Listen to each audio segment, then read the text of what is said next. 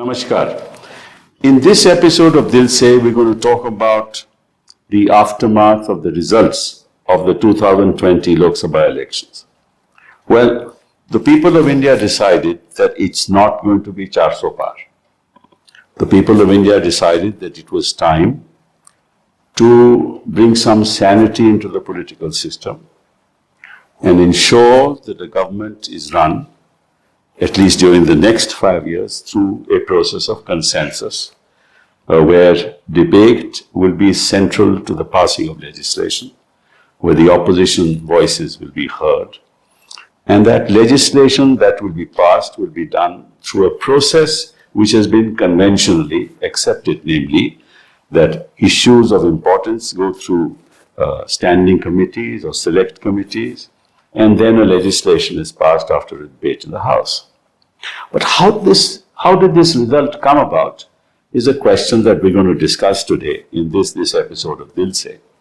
And we have, as a coincidence, 4 lawyers with us, including myself, who are going to be part of this discussion. Lawyers who are, I think, the future of India in a sense. They have minds which have the capacity to choreograph a great future of this country. So let me introduce my very, very important guest today. On the right side is Manish Tiwari. Well, who doesn't know Manish Tiwari? For many reasons, he has been at the center of a lot of debate, a lot of public discourse, and this is his 3rd term of parliament that he has won this time in 2024 from Chandigarh. He originally won his seat from Ludhiana, then from I think Anandpur Sahib, and now of course from Chandigarh. Though he won by a narrow margin, but Chandigarh is the most literate constituency in this country. So winning from Chandigarh means something. Manish Tiwari has been at the heart of Congress politics right from his younger days. He was head of the NSUI, I think from 1986 to 93. And then from 1998 to 2000, he was head of the Youth Congress. And he has been, he is part of the culture of what we call the inclusive India that we constantly talk about. Manish Tiwari's father was a master of Punjabi language. He was teaching in Punjab University. And a tragedy in 1984 when he was a victim to a terrorist attack. His mother was part of the postgraduate institute in Chandigarh. She was a dentist, and she headed the oral science department of the institute.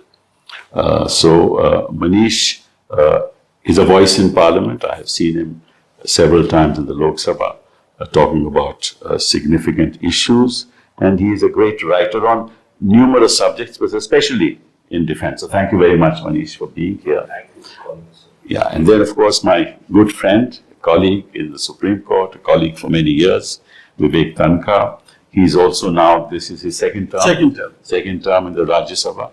And if you go to Madhya Pradesh High Court, Indore, you will find that Vivek Tankha is a gentleman who is omnipresent. He is a leader of the bar. His father was a judge in the High Court, and he is known for his public causes. He is an active member of Rotary, and during the pandemic, I remember the kind of outreach that you were capable of doing was actually something that resounded in India in every newspaper. Wonderful work that you did for us. Thank you. And thank you, Vivek, for being here, of course, in Parliament. I'm a colleague of his in Parliament, and when he speaks on issues, the amount of clarity that he brings to issues in the House when he speaks is something that is to be admired. On my left, of course, is my young friend from Tamil Nadu, Karthi Chidambaram. I think he's as cerebral as his father. Of course, he's more sporty. This is, of course, his 3rd term. Second term in Parliament. I think you lost in 2014 by a fair margin, and then of course won in 2019 by over 3 lakh votes, and then of course in 2024 over 2 lakh votes, right? And Karthi did his business from Texas University, a school in business administration, then came to Cambridge, did his law, and after doing his law, he set up an Indian management consultant company, and he does consultancy work in real estate and hospitality, and very sporty because into the tennis world, and tennis takes him across, and so and of course the important thing about Karthi, he's a fighter. His father is a mature. He talks very deliberately, slowly, highly cerebral on economic issues. Karthi can talk about any issue that you can bring up, which can be discussed. So thank you very much, Karthi, for being here. So I want a sense, as you know, Dil Se is a program where we don't ask questions. I want a sense, why do you think and how do you think Congress increased its numbers from almost double its numbers to 100 now? And how did Modi come down from 303 and lost 63 seats in Parliament? Do you have a sense of that, Manish? So I think the context of this election is important to put this discussion in perspective. In November of 2003, the BJP won Uttar Pradesh, they won Chhattisgarh, they won Rajasthan, and therefore there was a sense of infallibility that the 2024 elections is a done deal. There would be 400 plus. Mm-hmm. And the opposition obviously was to that extent dispirited. If you recall that in the December of 2023, specifically on the 13th of December 2023, when there was a smoke bomb attack in the Lok Sabha, the authoritarian manner in which it was dealt with when the opposition asked questions, with the entire opposition being expelled lock, stock and barrel from both houses of parliament. 146 of them. Maybe 70 or both together. Oh, I see. This was absolutely unprecedented. Mm. And I think somewhere deep down, that started troubling the people of India. Mm-hmm. That you were possibly heading towards a one-party state. That 2024 may be the last elections that this country will see. There was talk which was articulated by members of the ruling party that the Constitution of India would be either substantially amended or even abrogated and replaced by a new constitution. Do you think that's because of the Charso Par slogan? That's right. I think it's basically it's a 400 par slogan coupled with the rhetoric which was coming out of their leaders, which touched a very raw nerve somewhere. Coupled with that, of course, had been the undenying assault on the idea of India over the past 10 years. You know, the weakening of institutions, the misuse of law enforcement and intelligence instrumentality, and nobody knows that better than you and Vivekji here.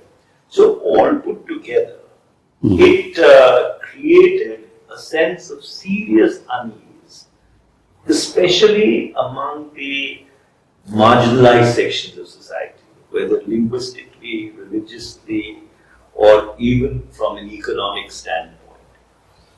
Then, of course, there was this entire spectre of crony capitalism, which had become almost offensive and ugly, if I can put it in those words.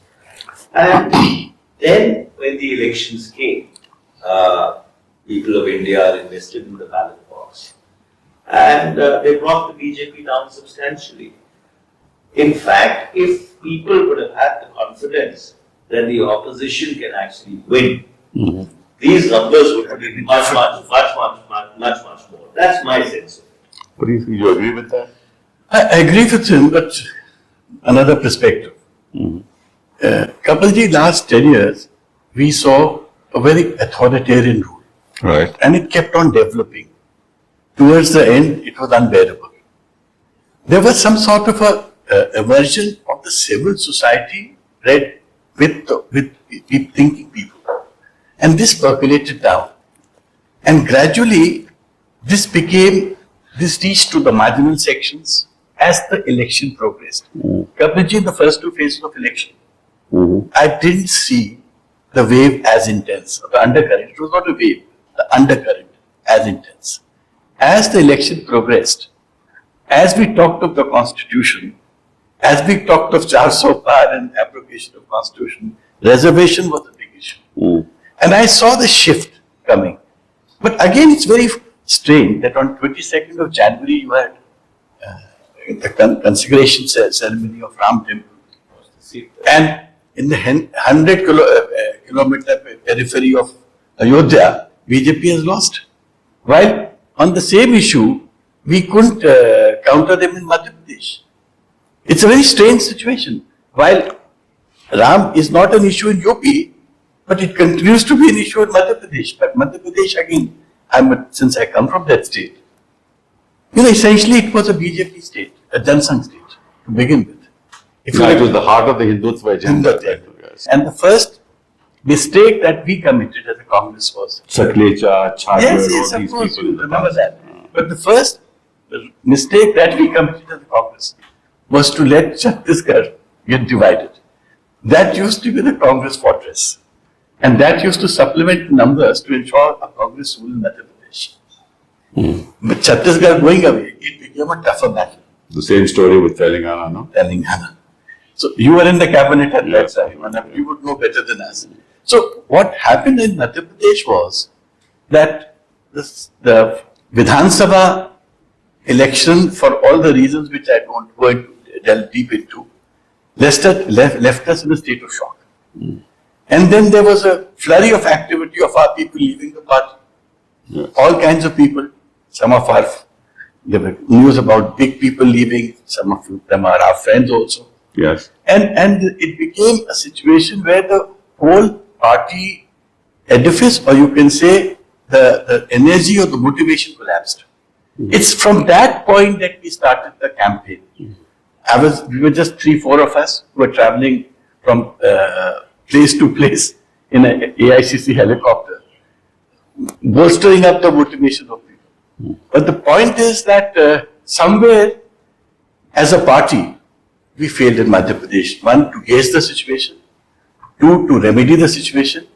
And to create alternative leaderships as the time went on. If you just go back in retrospect, in Madhya Pradesh, nothing has changed after 1980. Whoever was in power in 1980, he or she, or the next generation, continues to rule the roost. Are you trying to say that 7.5 crore people have never produced a leader in 40, 50 years? So Congress has to reinvent itself also in a lot of places. We'll come to that later. I am somehow in some disagreement with some of the views that you've expressed. Now, let me give you talked about the Dalits and all, the 400 par slogan resulting in a shift in the vote. If you look at the vote share of the BJP, both amongst Dalits and tribals, it is still more than the Congress. But they might have contested more seats than us. I don't know whether. No, they haven't. They have contested more seats, but in South India, they cannot contest in many of the seats. But if you look at the vote share of Dalits is more, the vote share of tribals is more. I think it's much more than, my own feeling is it's much more than that. Because I think this was perhaps one of the most unequal electoral battles in the history of this country. Maybe, Kapilji, each state has its own story. Absolutely. Yes, exactly. For example, in Uttar Pradesh, the story was different. In Madhya Pradesh, the story was entirely different. Right? So I think that we cannot analyze the victory or the defeat of the Congress depending on factors like this. These are all local factors. And you talked about Ayodhya. In Ayodhya, if I may say, the reason why they lost Ayodhya, because all the land has been occupied by people who are coming from outside. The most expensive real estate in the country today is Ayodhya, right? And the small shopkeepers, they have lost their trade. All the merchants have lost their trade. People from outside have come and settled. So there was an intense anger within the local community, and that's how that verdict came. I don't think it is symptomatic of the larger picture. This is my own feeling, but I may be wrong. Come, Karthi, let me. Since you alluded to tennis, I always said that an Indian election is like a tennis match. Each set is independent of another set. Yeah. Whether you win a set 6-love or 7-6, you still have to start the next set at love. So what happens in one state sometimes has no bearing on what's happening. Right. For example, it's completely independent. In Tamil Nadu, we have each state has its own political grammar. There is a political grammar in Tamil Nadu, but that doesn't translate into the same grammar in, Karnataka. Even though we have such close cultural ties, in fact, even Bangalore is still a significant Tamil city. But in Bangalore city, we didn't win a single seat, whereas in Chennai, we win all the seats. So each state has its own political grammar. The fact is that this is such a protracted electoral process. We started, for example, in my constituency, we voted on April 19th and we counted on June 4th, 45-day lag. It felt like we were running some zonal elections and the issues were also getting shifted from one week, one phase to another phase. Because the rhetoric of the BJP, the rhetoric of the Prime Minister was very different on what it was on April 19th. And by the time it reached the culmination on June 1st. So each state voted on different issues. There were local factors, and you have to look at it cumulatively and see why this verdict has come. For example, in Tamil Nadu, which we have always been a distinctly anti-BJP state, people want Tamil culture, Tamil identity to be preserved, and they believe that BJP is a upper caste Hindutva party, so they reject it. And also, the BJP did not have alliance with any of the major political parties. They tied up with very sectarian caste outfits, and that also showed in the results. Whereas our alliance, the Congress alliance, which is the India alliance under the DMK, was intact. In fact, we only had an additional Kamala Hassan coming in. So the sheer arithmetic and the political grammar of the state ensured we had a 40-love. But this talk about that the BJP has upped its share. It's a very superficial analysis, sir, because the BJP tied up with a lot of caste-based parties, and these caste-based parties put up caste candidates who contested on a BJP ticket. So this is not a pure BJP vote. I see. The vote is for that candidate because he belongs to a particular caste, and there was caste consolidation in many seats, and they got the vote. So to erroneously assume that that vote is a BJP vote is wrong, because the next election, if they don't have a tie-up with those caste parties and those caste candidates don't contest, this vote will not come. Even in Sivaganga, there was a specific caste party which contested on a BJP ticket, and there was a caste consolidation behind that candidate. Not enough, obviously, to win, but we can't assume that that caste will always vote for the BJP. So it's a little exaggerated. In Madhya Pradesh, Kapilji, if you remember, we have a tribal party. Yes. We had parties of SC. Every region in Madhya Pradesh has a party. Yes. Don't you think we failed to tie up with them? Absolutely. A tie-up would have been a different result in the assembly and later also in the parliament. Yeah, but if this large analysis, Manish, how does it explain the victory of the BJP in Odisha? It doesn't explain. See, first of all, if you were to rewind back to 2019, parts of South India notwithstanding, in 2019 was held under the overhang of the Pulwama terror attack, Correct. and the Balakot action which followed. Now, that created a significant amount of feeling of nationalism across the country. And therefore, the 2019 result panned out in a particular manner. Correct. Kerala, Tamil Nadu were exceptions to that rule. But even Karnataka, the BJP did well. They were able to pick up seats in Telangana. Andhra has its own political grammar. But this time, in 2024, in the absence of a black swan event, you had real issues playing out on the ground. Price. So, price rise, unemployment, Yes. right, income inequality, Right. the feeling that everything over the past 10 years had been given to one particular industrialist. Right? So therefore, they were, and then you had, of course, local factors playing everywhere. So that's why you have this pish-pash of a result where you cannot really pin it down to Yes. one focal central issue. That's You know, correct. where which had correct. given the BJP the momentum in Correct, 2019. but this factor doesn't play out in Madhya Pradesh, it doesn't play out in Gujarat, it doesn't play out in Chhattisgarh, it doesn't play out in any of But these one states. feeling is common. Ah. People are feeling relieved and independent. Yeah, that's true, that's true. Today, a journalist is happy, a Yes. policeman is happy, Correct. a lawyer is happy, a businessman is happy. They all feel relieved by this result. I think Indian democracy has Some succeeded sense in of balance has come Yes. back. They all think there's some sense of, because they didn't want to give a free pass to the ruling party. So they could steamroll and bulldoze. This bulldozer was actually a symbol that said we will use the bulldozer everywhere. And that was actually, that hurt a lot of people. This election has exposed a couple of myths. The first myth is that there is in fact a limit to religious polarization. Yes, absolutely. Yes, absolutely. The second myth it exposed is that you cannot run crony capitalism and populism hand in hand. You may give free ration to 75 crore people, but if the superstructure of the edifice that you're trying to create is a Shimor model, it is not going to fly. The third is there is a limit as to how much you can harvest false narratives that media hide. And the fourth myth it busted is that there is a limit to resources. They can take you so far, but no further. And fifth, most importantly, at a very subliminal level, it was a rejection of vendetta politics.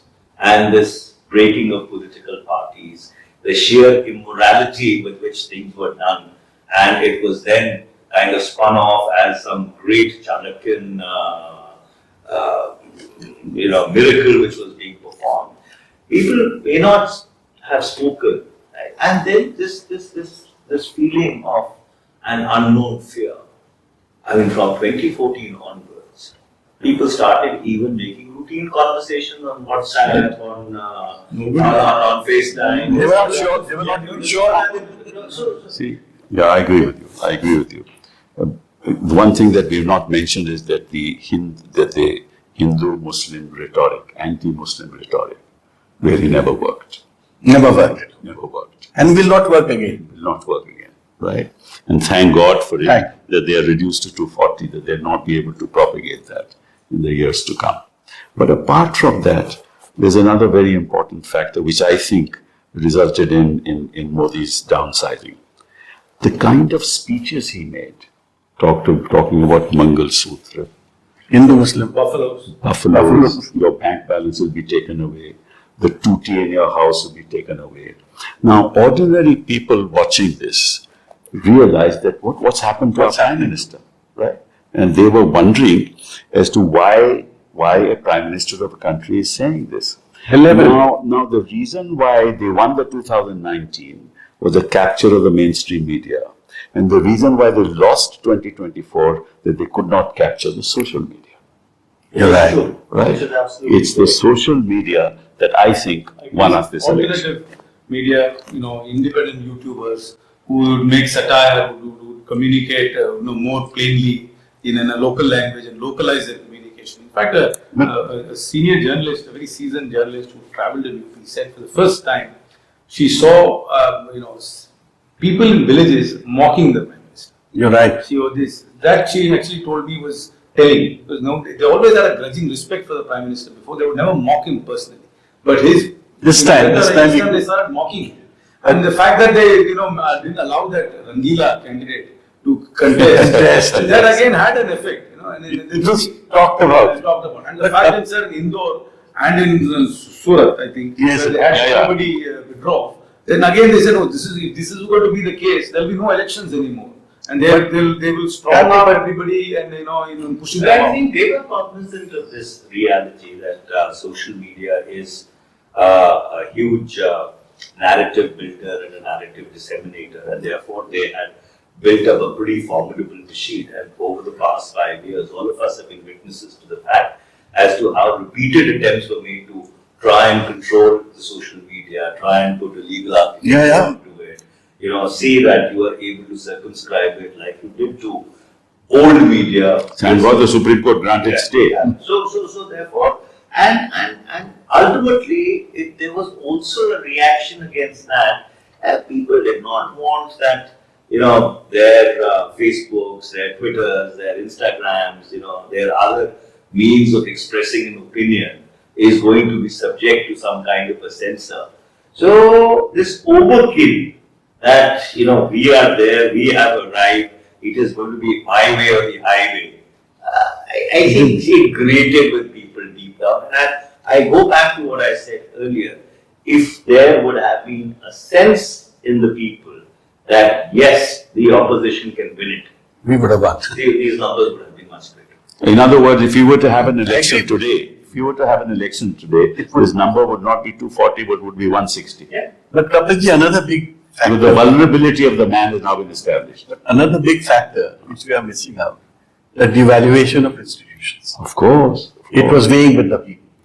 Whether it is the courts, whether it is the election commission, whether it's the CBI, the agencies, the misuse, all that was weighing a lot with the It people. was as if the Prime Minister was above the law. That's he it. could say anything. One-sided action against members of the opposition. Opposition. Especially a sitting chief minister. Two of them. One who just got resigned.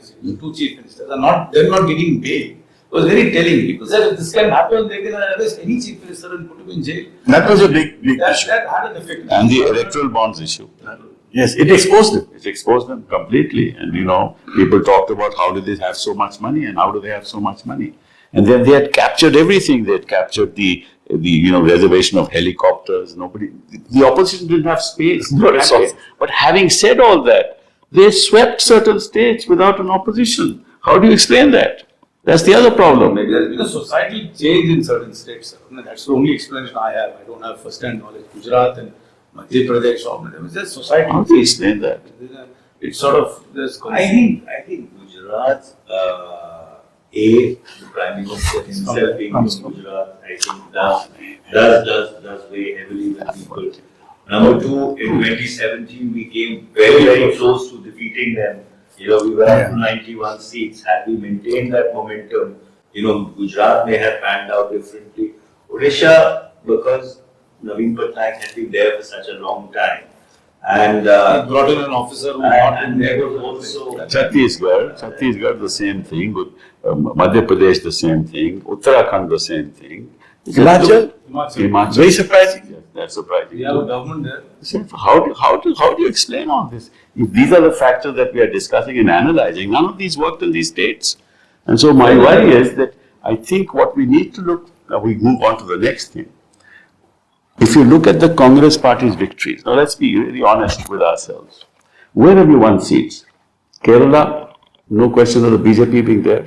Either left wins or UDF wins. So you won there, 15 odd. Tamil Nadu, Alliance is very it's strong. the alliance is very strong, so you went there, won there. Punjab, Maharashtra, Alliance. the alliance is very strong, so you won there. Punjab, between AAP and you, the others were decimated, so you won there. Now tell me, in Uttar Pradesh, you won because of your alliance with Akhilesh. So basically the victory, the numbers that the Congress party has gotten, let's be candid now, the numbers that we have gotten is on the strength of our alliances. But wherever there is a one-to-one fight, we've been beaten badly.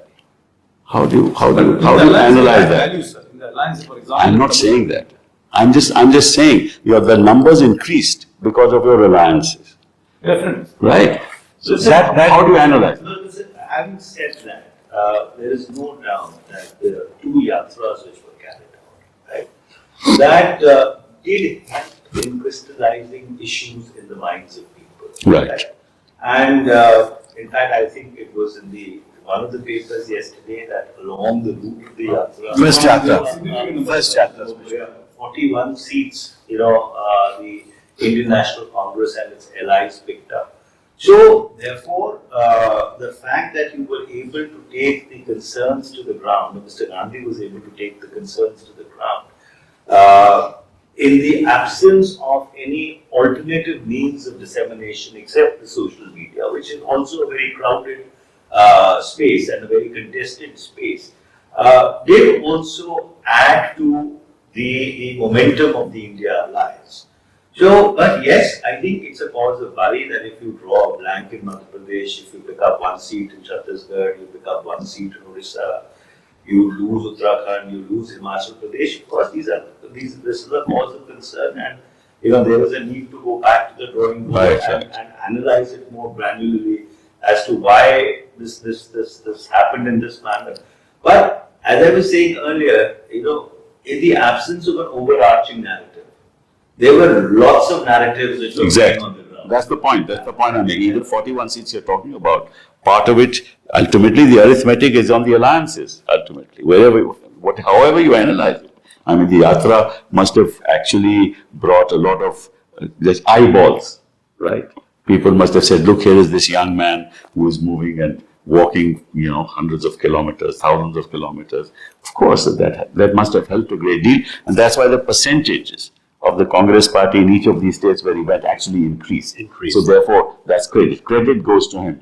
But the fact still is that those increases only happen in the states where there are alliances. We bring the secular sheen to the alliance. So minorities particularly are assured when the Congress is part of an alliance that this That's will be right. the secular sheen. Tamil Nadu very clearly, even if the ADMK did not have an alliance with the BJP, the minorities only trust the alliance which has the Congress in it. True. Because we bring that secular sheen. An interesting pan-India point is that there was a pan-India undercurrent. That's correct. You had to take advantage of it. Since we were a pan-India party, we took advantage and reached 9,900. Others who could take better advantage in their own states reached better figures. Right. So the lesson is that we need to strengthen our party, Absolutely. reinvent our party, Right. and for the next time, we must make sure that we take better advantage of undercurrent. Absolutely, without any doubt. Now, if you really take Uttar Pradesh, for example. The Uttar Pradesh combination, which made us win this election, is the coalition of the Dalits, the backward, the Muslims, right? And it is this that ultimately won us this election. Part of it is that the Congress share has increased in Uttar Pradesh, right? The Muslims as en masse voted for us. And the Dalits realized that the 400 Par slogan may result in, as you rightly said, amending the constitution and therefore losing reservation. And trusted minority had gone down. But that factor which worked in Uttar Pradesh did not work in any other It state. didn't work in Bihar. In Bihar, it did work in Bihar. Especially the tribals. Right. Therefore, there again, what we need to do, and this is my own feeling, we should be looking and redraw the map of India into local areas. Absolutely. Right. And then see in the local areas which is that factor that works. Because it's very interesting if you take for example, the rural and the semi-urban areas in Uttar Pradesh. The SP and the Congress party in the rural areas together have 92% support. Oh, Can you imagine? And in the semi-urban areas, you have 30 plus 80% support. and urban? Urban is much less. So now you know that if Congress party is to win the next election, Win the cities. you have to win partly the cities, but you have to strengthen your rural and semi-urban vote. And that is in collaboration and alliance with another party which has that support. Well, see, the urban India has always been a tough nut to crack. Correct. The only time we were able to crack it was 2009. Right. When we won every city from Thiruvananthapuram Except- right up to Jammu. Except Bangalore. Well, there could be an odd exception here or there.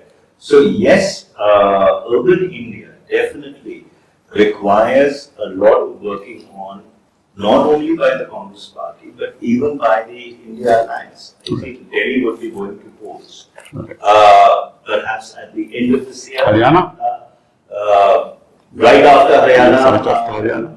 Maharashtra and Jharkhand. And, you would have Delhi going for polls. Yes. So therefore, how do you get the urban voter, into this narrative? Actually, this narrative of this being the last election, the constitution being under siege, should have really resonated much more with them. But for reasons which need to be analyzed, it didn't. And it actually resonated far more clearly with rural and semi-urban India, as you were pointing out. Right. So therefore, I don't think that this is the time to, sit back on your haunches and say that, all right, it's been done. Tomorrow is too early to start. Yeah. If you ask. Yeah. Too late to start, rather. Yeah, I agree completely. State-specific strategies. Yes. There can't be this one-size-fits-all. And stability. In other words, you appoint your prabharis, immediately. Yet you appoint your people on the ground immediately. Start working from tomorrow. Otherwise, it's going to get too late. 2024 is really the aar paar ki ladai. 2029 is going to be an aar paar ki ladai, because now you have a prime minister and his party who are not invincible. And now the people will be far more open in expressing their views than they've done in the past. And now there'll be no strangulation of Indian democracy. And for all you know, we may have a midterm poll. Well, that I don't know. That I don't. And you know, basically, we want India to move forward.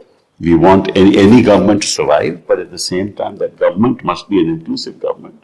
And I'm sure that the two partners of the present government, especially the TDP and the JDU, are parties who are embedded in the secular mode, in the sense that the support base is also the minorities in a substantial way. And they're not going to let that go. And, you know, the TDP has in its manifesto referred to reservation for Muslims to the extent of 4%. And they have reiterated it. So these are not straws in the wind. The Prime Minister will have to be very, very careful in repeating the rhetoric that became, you know, the national rhetoric prior to 2024. Now, what do you think are the challenges before the BJP in the next election? So the BJP, in my personal opinion, has maxed out on this muscular Hindutva agenda. They've maxed it out. They can't be winning elections or winning a new voter, touting the same thing. This is maxed out. They need to, unless they start delivering on the ground, you know, on price rise, on jobs. Well, they don't have an economic agenda. They don't have it. That this will be the last election they are winning. I would tend to disagree. You see, what has happened in the past 10 years is that the fault lines, which were in fact already present post the partition of India, they have been able to sharpen them and exacerbate them depending upon the buttons that were pushed and the triggers that were pulled. That subterranean divide still remains there, alive and kicking. So under those circumstances, for the BJP, while it may be difficult, given the lay of their own coalition now, to keep going down that road, the desire to travel down that road will remain. Now, this time, other real bread and butter issues in some parts of India were able to kind of paper over this divide. But we would be completely deluding ourselves if we do not think, if we think that fundamentally the attempt to change the social ethos and the milieu of India to some extent has unfortunately succeeded. And therefore, the pluralistic, secular, inclusive parties actually will have to be far more vigilant in order to ensure that this slide is arrested once for all. Mere reliance upon the fact that the TDP or the JDU, because of their own political compulsions, will do the heavy lifting for us. No, of course not. I think they're not. I think they'll rein in the idea. They won't do the heavy lifting, but they'll rein in the BJP. So ideological clarity, a commitment to constitutional values, a clearly enunciated, articulated commitment to pluralism, to ensuring that income inequality is addressed in a serious manner by this government. After there are 230 India Alliance members in the Lok Sabha, are issues which need to be taken up or should be taken up, on priority, because ultimately the opposition now finally has the numbers to hold the feet of the government to the fire. Absolutely. And if the opposition is remiss in exercising that mandate to really stand for those constitutional values which they made as the swan song of their campaign, then things may not really be all that rosy as we. If the Hindutva agenda has percolated into the psyche of the Indian people, how do you explain the Bengal result? No, but I'll speak about the Hindi heartland. Let me speak about the Hindi heartland. This is where the issue Yes, I agree. rises. I agree.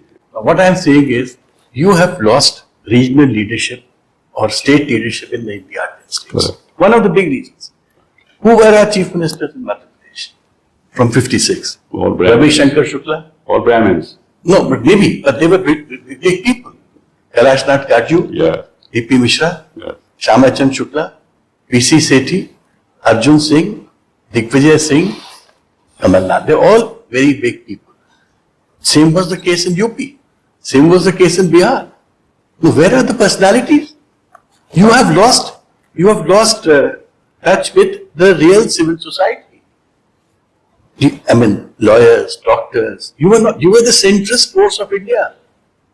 You have to regain that position Which of a is why you centrist. lost leadership in all the regions in India and all the You states. have to come. The centrist force of India has to regroup, re-strengthen, combine, and then challenge the fringe force. Today, the fringe force has taken over the centrist You will force. always win the middle four squares in chess. It's always win the middle. You have to win the middle four squares, and we have to win the centrist vote. There's no doubt about that. And we can't veer this way or that way, but to focus on and also encourage regional leadership. And you know, I always say that we must now offer leadership at the doorstep. We can't have leadership in the mountain anymore. We have to. And the Bharat Jodo Yatra was a good effort by the Congress to say that the Congress leadership will come to your doorstep. Yeah, but then you must identify those leaders, empower those leaders, and recognize them and respect them. That's very important. Let's see the problem that's going to come, and I want your thoughts on it. We are now going to have election in Haryana, right? In Haryana, the AAP will say, I'm going to fight, put up seats. Now, you see the interests of AAP in Delhi, the interests of AAP in Haryana, because they want to expand their base. So the next problem is going to be, how do you deal with these issues? That's a serious issue. Now, we'll have to draw the ideological line somewhere. I don't know, I'm not qualified to speak about the alliance with AAP. Whether it will continue beyond the parliament election is It's something. doubtful. My own opinion is And doubtful. we must also consult the state units before any kind of alliance is formed. See, any alliance without the consent of the state unit of the Congress party never really works. And we see what happened, the alliance in Delhi, where does it landed us?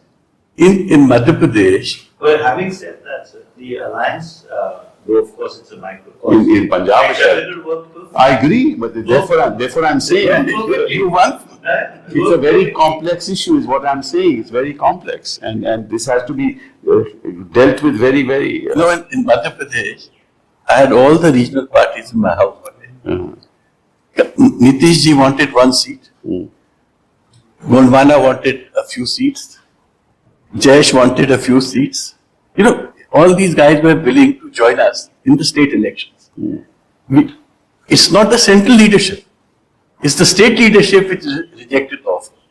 This is The problem. center was interested that there should be an alliance. This is the problem. But it's a vicious thing. I mean, I'm not saying that only the center is responsible. Even the state at times has acted difficult. So you need to have a new blend. People who understand the real arithmetic of the state or willing to realize that we are not omnipowerful. I mean, we are not everybody. We need a lot of support from the activists. We need a lot of support from lawyers, bar associations, trade associations. Where is the reach out? Where is the reach out? No, where are the leaders there?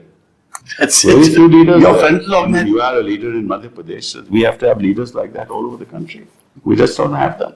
And we never recognize them. And that's the mistake that the BJP is committing today. Today what's happening with the BJP is what happened with the Congress. The BJP is rejecting its leadership in the states also. It is anointing chief ministers who are not known anywhere. First term. First time as chief minister. The result is, BJP is a 1.5 man leadership party, sir.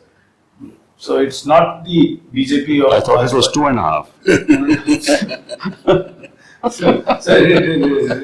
And it doesn't have a parliamentary board which had the same heft as before. Yeah, but just see what they're doing. They have sidelined chief ministers. One has won by 8 lakh votes and he was sidelined in his own state. And in Haryana, we He should have been the chief minister. Whatever I'm saying is, what you are pointing out about the Congress, which it was wrongly doing, is exactly what the Well, the BJP is BJP is doing. Same thing in In those Rajasthan. states. in a worse way. In Rajasthan, we succeeded, and I dare say part of the reason was that they actually sidelined Vasundhara. This is my own analysis there. I may be wrong. And it's of course partly because of the good work that Gehlot and the good work that Pilot have done, and they work together. So it's a mix of all these factors. But it's very important to realize that national parties must actually prop up strong leaders in the states and give them a free play in the joint. But that's not happening. And you have to go back to the drawing board and do that.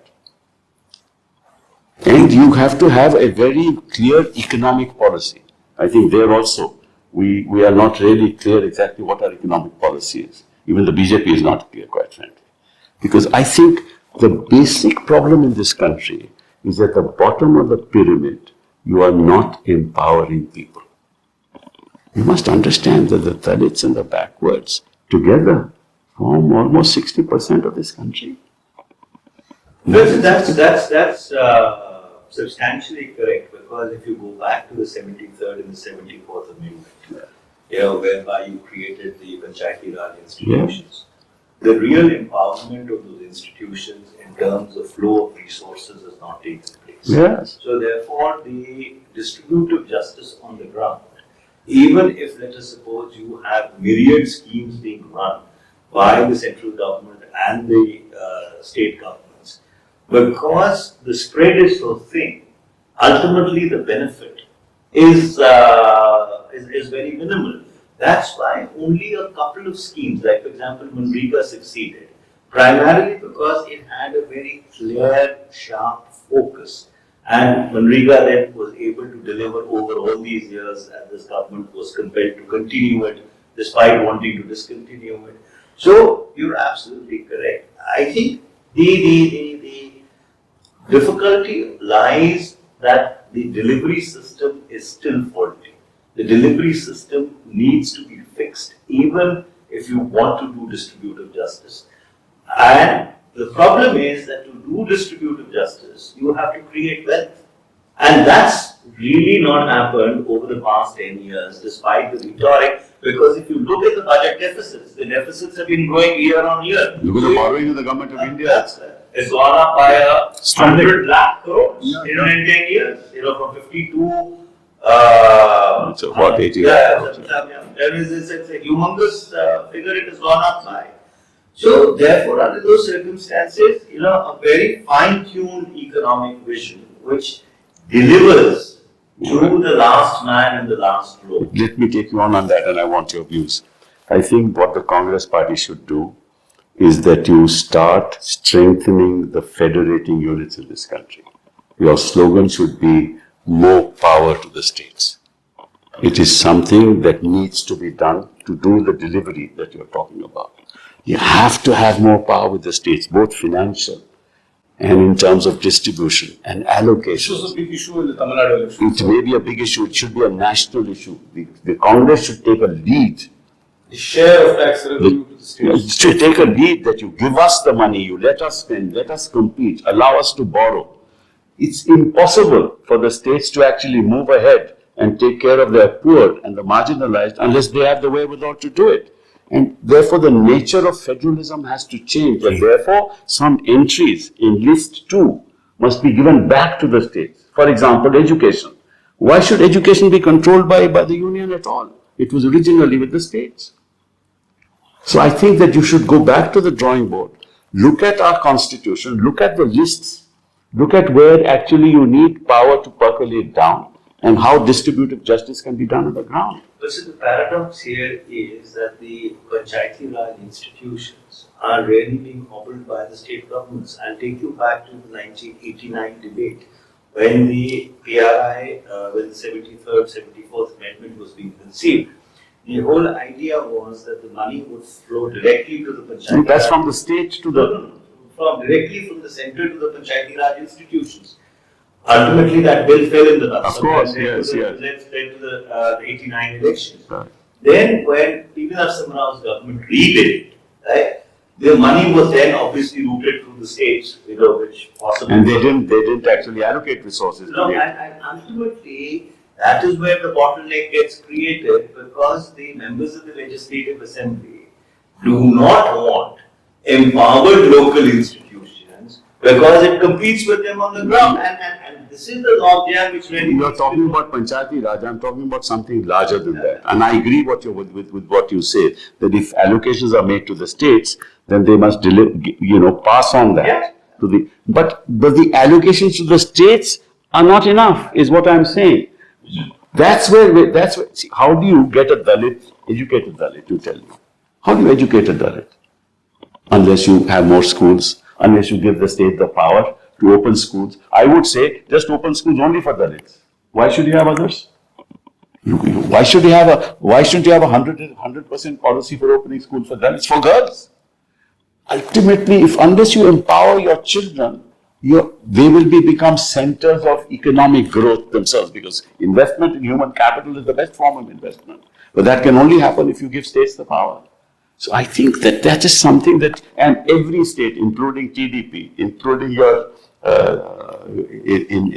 in Bihar, Nitishji, they will support this. So get that onto the agenda, and relook at some of the lists, and and get some amendments done in the constitution. If they don't, make it a national issue. We should push the button, sir, to bring the federal spirit of these regional parties which are supporting this government to see where they stand when we bring about amendments which are going to strengthen. It doesn't matter if I'm sure the BJP will oppose them because they don't want to give up power. Then it makes a national issue. It becomes an election issue. You have to move politically, So these are things that you need to think about, apart from, of course, the empowerment of your political representatives in the various states. I mean, this is something that I've been actually looking at and thinking about for a long period of time.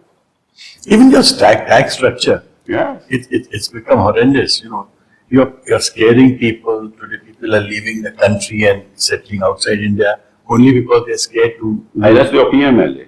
That's your PMLA and the CBI. No, but right? the whole edifice I'm talking. No, but why should the law be used in this fashion? Complete weaponization. This is complete. See, the PMLA and the CBI and the tax authorities here are an instrument of oppression.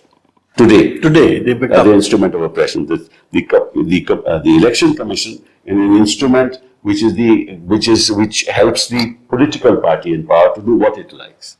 The courts are hesitant to grant bail to people, right? The vice chancellor of the universities are captured. The governors play a political role. The money is all with the BJP. How does the opposition, with their hands tied up at the back, fight an election? You need to take this forward to the people.